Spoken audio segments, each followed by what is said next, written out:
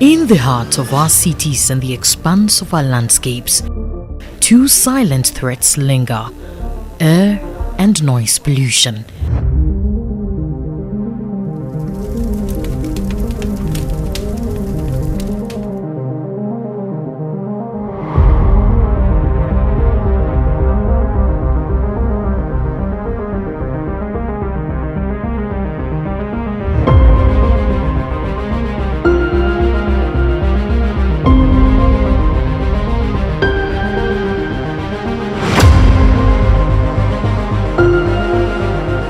These challenges impact not just our environment, but our health and well-being.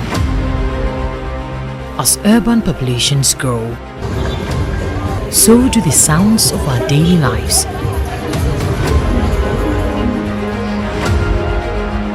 But what happens when these sounds turn from background noise to harmful pollution? The Environmental Quality Unit is the second unit at the Environmental Quality and Laboratory Services Department. We are responsible for air quality management, which includes monitoring and also managing noise levels.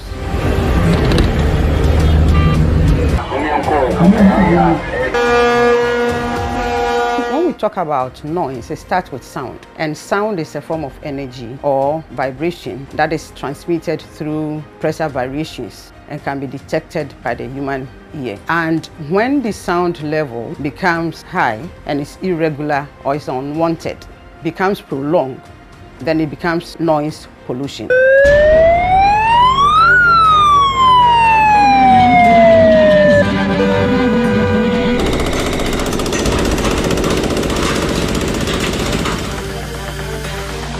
And the sources of noise are varied.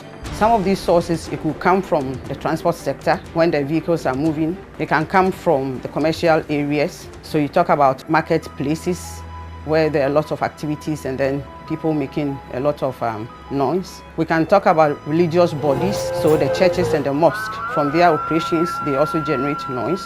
From industrial activities, the use of machinery and equipment generates noise. Another source is also from entertainment facilities like the pubs and the drinking spots. They also generate noise. And to be able to control the noise level from all these facilities, the agency, in collaboration with the Ghana Standards Authority and other stakeholders, developed the Ghana Standard for Health Protection Requirements for Ambient Noise Control. And this standard specifies the permissible limits for noise for different zones. Some of the zones are residential, commercial areas, mixed zones, industrial areas, light industrial areas. And the permissible limits for each of these zones are different. For instance, for residential areas, the permissible limit during the daytime is 55 decibels, and then during the night is 48 decibels. So any undertaking that is located in any of these zones is required to meet the noise level, the permissible level for that particular zone. So if an industrial facility is located in a residential area, for instance, that facility will be required to meet the permissible level of 55 decibels during the day and 48 decibels during the night. And we should note that the noise level depends on the activity that one is undertaking. For instance, normal conversation, the noise level is about 60 decibels. So if you are located in a residential area and then you're supposed to meet the limits of 55 decibels, it means that you can't live in a residential area and then you shout on top of your voice. Cities are louder than ever. Studies show that exposure to high noise levels can disrupt sleep patterns and increase anxiety. In extreme cases, it can even lead to hearing loss, which can be temporal or permanent, depending on the level of exposure to the noise, the frequency, and then the period. Also, studies have shown that noise can also impact on children. The intelligence quotient of children can be affected when they are exposed to loud noise. Noise can interfere with communication, it can cause annoyance, it can also cause hormonal changes, especially in women. It can lead to cardiovascular diseases. So it is important that we take the necessary precautions to reduce our exposure to high noise level. And how do we do that? We can reduce the noise level by reducing the volume of the noise that we generate. So for instance, if you are using a sound system or a public address system, it is important that you lower the level of the volume. So depending on where activity is being undertaken, one must ensure that the volume is tuned down to meet the permissible level for that particular zone. We also make sure that we maintain equipment properly, because if we don't do the regular maintenance, it causes the noise level from friction to increase. When we are choosing equipment, we must also look at equipment that has low noise levels. Now these days we have new equipment that the noise levels are low, so we go for options that are low in noise generation. And when we are siting facilities, we should also make sure that we site according to the planning scheme for the area. So we don't put a high noise generating facility within a residential area. But not all pollution is audible. Air pollution is often invisible, yet its effects can be devastating. From industrial emissions to vehicle exhaust, air pollution poses a significant threat to our health and the environment.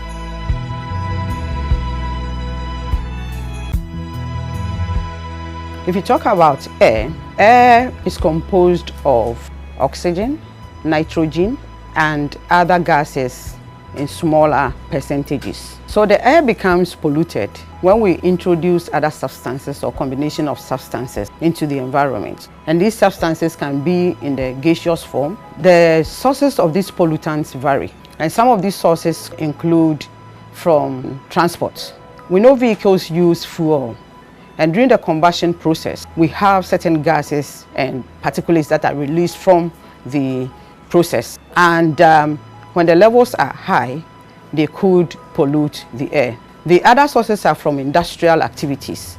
We know industries go through a lot of processes in getting the products that we have from the market. So some of them use fuels that they combust in fuel burning installations, and the process results in the release of pollutants into the air. For some of the industrial activities, the actual production process also results in emission of pollutants. An example is the cement industries. Now, the production of the cement itself, because it is dust, can also release dust into the environment, which can also be a source of air pollution. Then, from our domestic activities, we know these days a lot of people do open burning.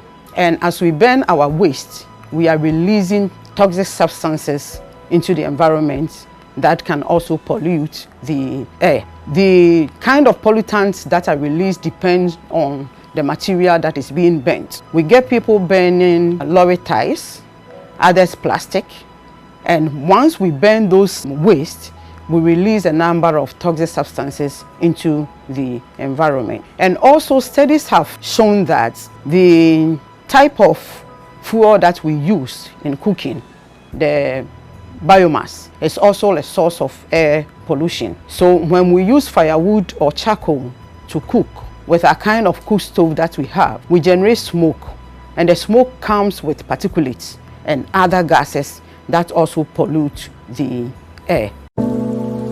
Air pollution is linked to respiratory diseases, heart conditions, and even premature death. It disproportionately affects vulnerable populations, including children and elderly. So in order to reduce the air pollution, as an agency, one of the major tools that we use is the environmental assessment regulations, where industries are supposed to go through the impact assessment, identify the sources of the pollution and the mitigation measures that they are putting in place to ensure that the levels are within acceptable limits. The agency also requires industries to do routine monitoring, monthly monitoring, and report quarterly to the agency. And the monitoring parameters include air quality parameters. To ensure that the facilities report the right data, the agency also does routine monitoring at these facilities to cross-check the data that is submitted to us. The agency has also established a number of monitoring locations within Accra where we do routine monitoring. There are 3 types of monitors that we are using: the gravimetric monitors, the reference grid monitors, and the low-cost sensors. And this tells us what the pollution levels are. From our monitoring results, we realize that the pollution levels are increasing, meaning that the sources of air pollution that I mentioned earlier is also increasing. Apart from enforcing the environmental assessment regulations, the agency, in collaboration with the Ghana Standards Authority and other stakeholders, has also developed the Ghana Standard for Environment and Health Protection, requirements for ambient air quality and point source or stack emissions.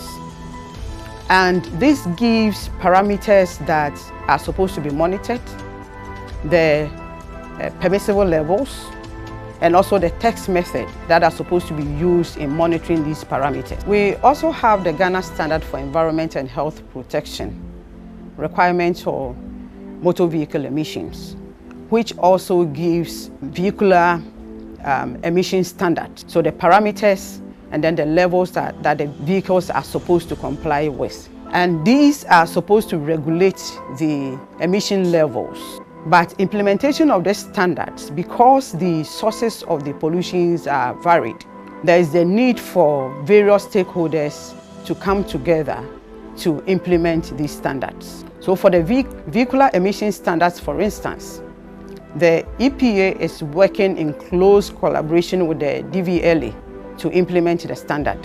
And currently we have drafted the regulations for the vehicular emission standard and also the ambient and point source standard to be able to enforce the standards. Because the sources of air pollution is varied and we are all contributing to it, we all need to take action to reduce the air pollution. And we all know that air pollution has no limits.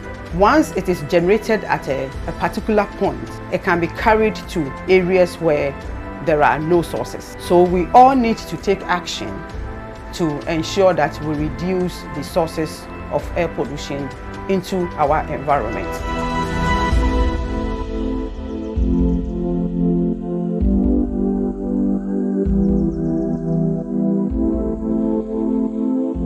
Addressing these issues requires collective action. The EPA is working with communities to develop solutions.